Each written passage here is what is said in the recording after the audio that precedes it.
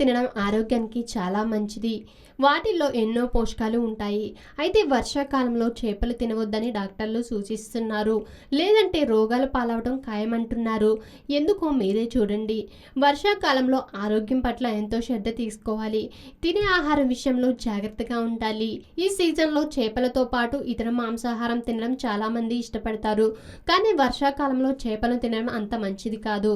చేపల్లో omega 3 fatty ఆమ్లాలు, ప్రోటీన్లు ఎక్కువగా ఉంటాయి. అయితే వర్షాకాలంలో బలహీనంగా ఉండే మానవ జీర్ణ వ్యవస్థపై ఇవి ఎక్కువ ప్రభావం చూపుతాయి.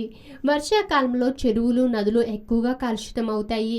చేపలను బాగా కడిగినప్పటికీ మలినాలు అంత సులభంగా తొలగిపోవు. వాటిని తింటే టైఫాయిడ్, జాండీస్, డయేరియా వచ్చే ప్రమాదం ఉంది.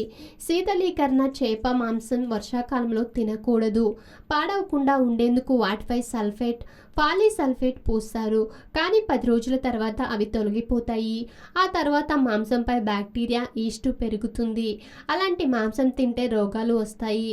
వర్షాకాలంలో అపరిశుభ్ర చేపలను తింటే శ్వాస, హృదయ సంబంధిత సమస్యలు ఎక్కువగా వస్తాయి.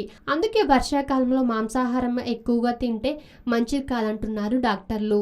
ఆధునిక జీవితం, అనారోగ్య సమస్యలు, ప్రతి ఒక్కరికి ఏదో ఒక తెలియని సమస్య. చిన్న చిన్న చిట్కాలతో మంచి ఆరోగ్యాన్ని మీ సొంతం చేసుకుందాం అనుకుంటున్నారా?